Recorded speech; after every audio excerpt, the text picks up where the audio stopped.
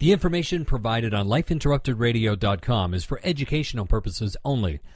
And we've been talking to Kerri about her skills, not pills movement. So, Kerri, this is so fascinating to me, this idea of how much of what we're going through, what we're experiencing, is in the physical body and how much is in the emotional body, the subconscious, we'll say the energetic parts of us.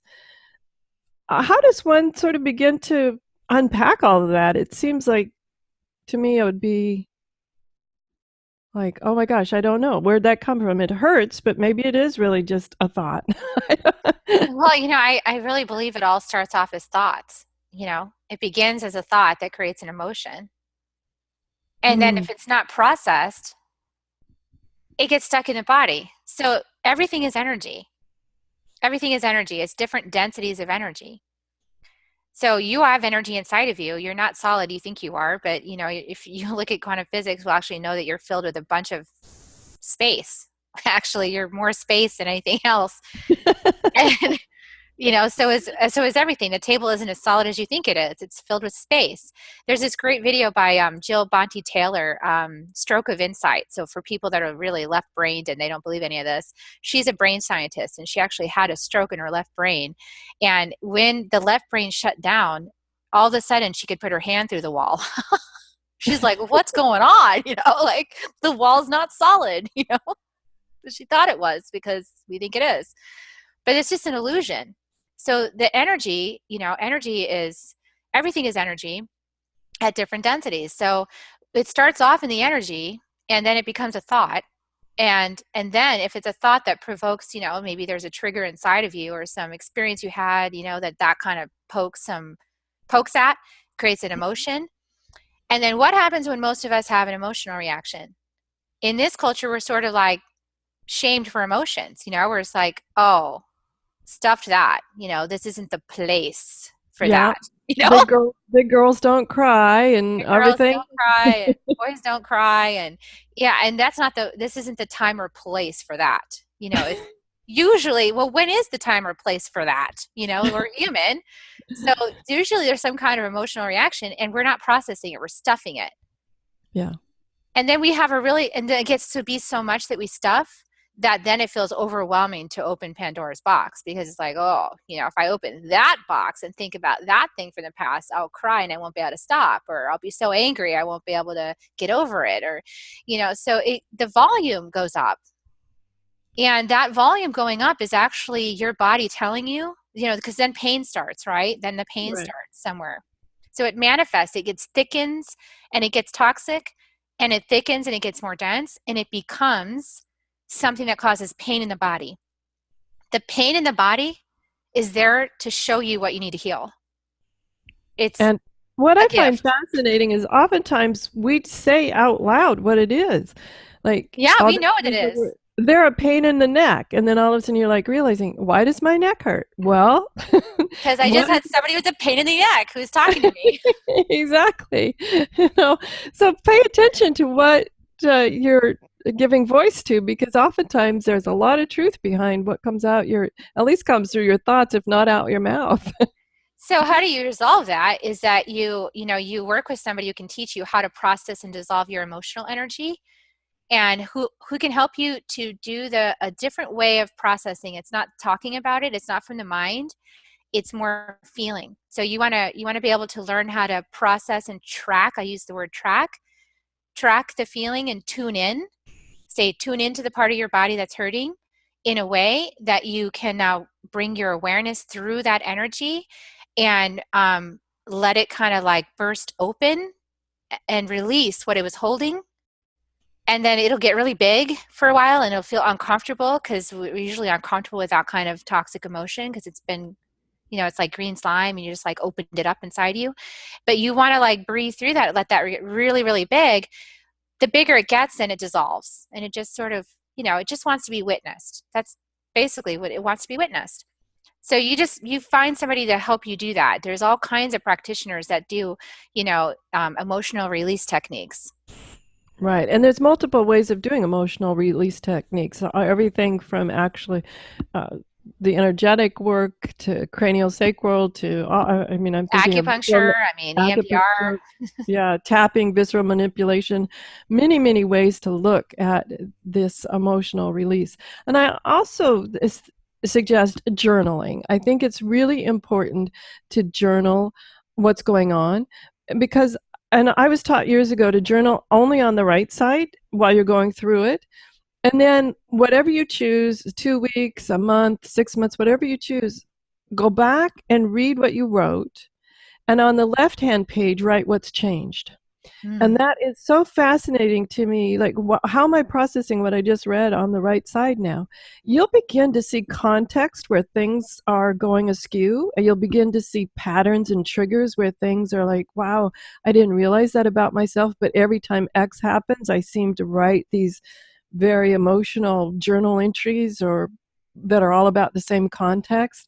And it was fascinating to me to begin to see the patterns that when we go day to day, we don't see them.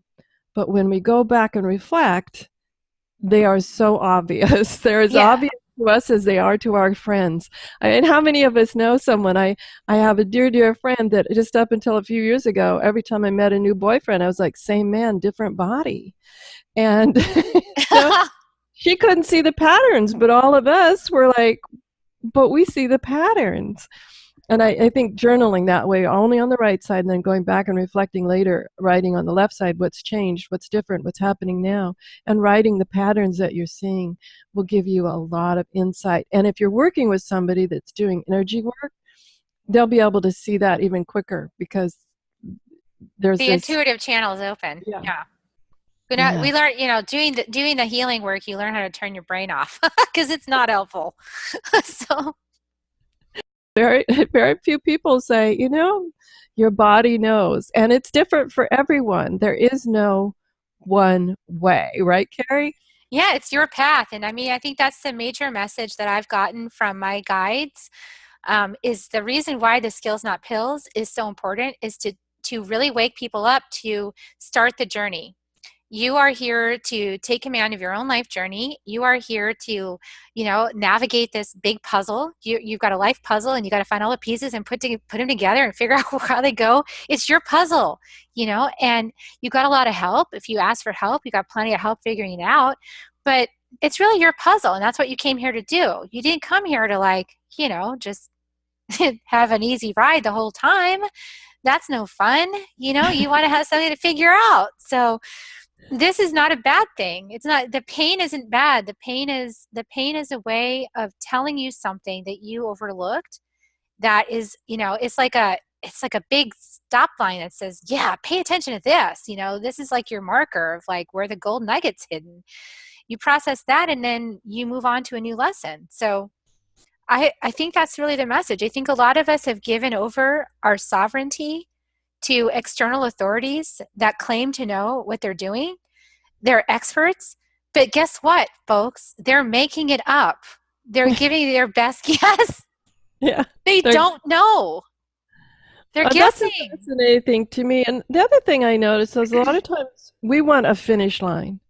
It's like, okay, I'm tired of this lesson. And then you maybe move through that or take a pill, whichever, but you're tired of that lesson. And then all of a sudden the next lesson pops up and you're like, why me?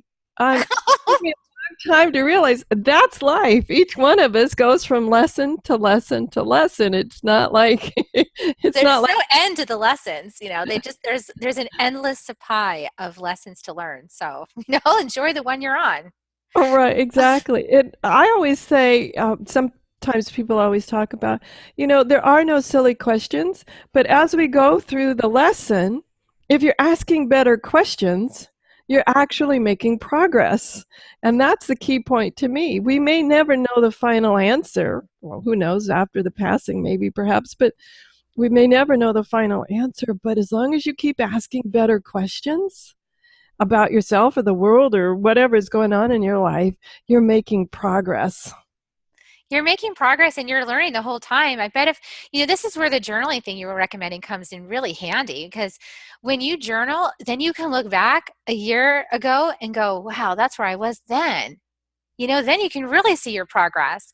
I got to tell you, when I wrote my memoir, Awakening to Me, I wrote it because I was, guided to write it. I was like pushed to write it. I didn't want to write it, but I wrote it, and I had to be completely vulnerable and honest and transparent when writing it. That was important because I was charting the course out of madness, and, I had to make a clear path. And I remember, I look back at it now, and it's like, I don't believe that. I can't believe I ever thought that way, or that I ever made those choices. Like, it doesn't make any sense to me. I'm such a different person. I'm not even the same person. I look at old pictures of me. I'm like, who is that? I don't even know who that is. I don't resonate. That's the beauty of transformational work. So that's fun to me to see the progress. And the other part is, I always think when I think back when my children were little, and I was like, oh, I'll remember that funny story. I'll remember that crazy word they said for, this or that. No. No, you got to write it down. You got to take pictures. You got to write it down. You got to log it, because you won't even believe it later. If you're really doing this work, you'll be stunned later on. Absolutely. And that can be for the illness transformation as well. I remember when I started the Autoimmune Hour, and I look back at some of the pictures when I had lost all my hair and things, and I'm thinking, oh my gosh, really? That was only, 2.5 years ago? Really? It seems like a lifetime ago. So, man, more things just constantly change. That's the one thing we can count on. Oh my goodness. So, Kerri, we're down to just about 5 or 6 minutes, and let's share some of your best tips out here, because I know I've just guided you down a dozen different rabbit holes today, and I know you're just a wealth of great tips on being able to unlock our energy. What if we are feeling stuck and we're saying, well, maybe that pain really is emotional, and we're at that place where, so give us some great tips that you have so that people can at least begin the journey on. Absolutely. So I've been figuring this out. So here's a really good analogy. So what we're doing is we're transforming from the place we're at and going to the place we want to be, which is way more free of the situation that we're currently in. So if you think of the current situation, you're a caterpillar. Then you're going to go into the chrysalis. And the chrysalis, there's just a complete disintegration of everything you thought was true, right? And everything you thought it worked, and you just let it all go. And then something magical happens inside the chrysalis, which is that you unfold into a whole new design, right? The energy changes. You become the butterfly. So that doesn't mean there's not work, because, the butterfly's got to push to get out of the chrysalis. So there's still some work for that butterfly to do. But that's the overall model. So how to do that, how to transform, is there's 3 basic steps. You got to get resilient. You got to learn some tools to really get resilient and strong. Tap into a source of power that's bigger than you. The earth is a great source of power. You're standing on it. Why not use the earth? Like, tap in to that bigger source of power. Stop trying to muscle it all yourself. The second thing is you got to navigate in a new way. We talked about how, when you look at psychotherapy and it's telling you to like sit there week after week and telling stories about on yourself, that is creating like a web, and you're the little fly, and you're the spider weaving yourself up into the web. Like, you're just like, here's my story about me. You're identifying. Stop doing that. So tell better stories about yourself. Change the kinds of stories you're telling. Make them positive. Don't identify with the labels. Really know that you are not that. You are something bigger, and you're having an experience right now. So become aware of what the experience is, what you're learning from it, and, let go of some of the resistance. And then that will all help you do the last part, which is to dissolve and evolve, just like the butterfly. Dissolve everything you thought you were, let it go, surrender, and then evolve, see what's next. Because when we go through that process that is not logical or rational at all, it's very intuitive, and it's it's the divine feminine, in my spiritual terms, but it helps you to find a truer self, your authentic self, outside of all the things that you were doing in your life that you thought you had to do because that's how you were trained to be. That's really what you're resisting. At the end of the day, that's what causes 95% of suffering. Is doing stuff that you think you have to do that's not authentic to you. Oh, I love that. And that's so true. When you're able to find your own voice and claim it, that was the moment that I went, wahoo. I got a high five with myself. But it did take me, there was a certain time when I looked back before I was able to go, wahoo, I can't believe this, I did it. I actually had to put what I said, my proverbial stake in the ground of no more. I said earlier, that point of I'm done. I'm done. And that's the beginning. That's the beginning of the transformation part. But I love the languaging of that. This is all just an experience. It's just an experience. Here's another metaphor for people. Just like, it's just another way of thinking about it, because this is really what we're talking about is awakening. So let's talk about just a really simple example. You can be the soup in the bowl, and you never can be anything else but the soup. Or you can realize that you're the bowl. When you're the bowl, you can have anything in the bowl. All right. You may not like the soup. It might be spicy, right? It's hurting your tongue. You're like, I don't like this soup. Pour it out. Put some ice cream in. When you're the bowl, when you don't identify as the experience, you can have any experience fill your bowl. Oh, I love that, Kerri. We're just down to the last couple of minutes. I want everybody to know how to get a hold of you, and I know you have a beautiful ebook that you're going to offer our listeners tonight too. So can you just give us a little shameless self-promotion here? Yes, I will. So I invite you to learn about butterfly medicine and to read my free book, Reinvent Yourself. And you can access that on my website, KerriHummingbird.com, and it's KERRI Hummingbird.com. And on that front page, you'll also see a link to a free webinar. There's a free live webinar, and it happens periodically. The next one is coming up January 20th, and then after that, they'll be happening periodically. So you can always sign up and catch the next one.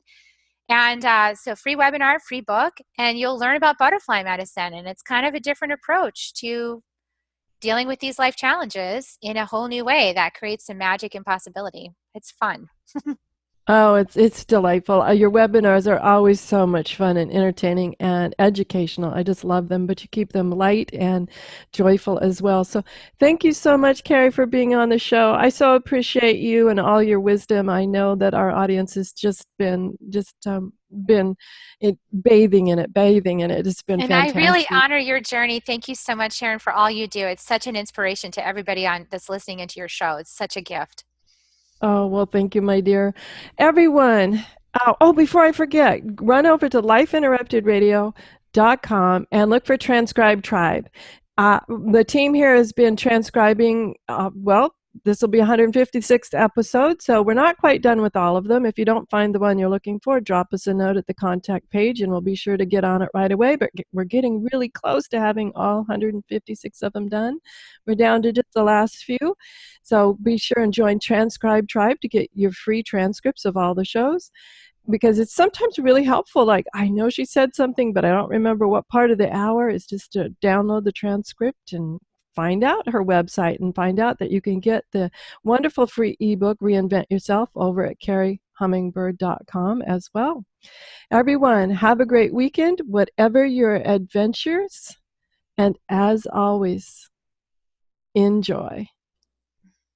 The information provided on lifeinterruptedradio.com is for educational purposes only. What you hear, read, and see on Life Interrupted Radio is based on experience only. The information presented here should never be used for any legal, diagnostic, or treatment purposes. Always seek sound legal, medical, and or professional advice regarding any problems, conditions, and any of the recommendations you see, hear, or read here on Life Interrupted Radio.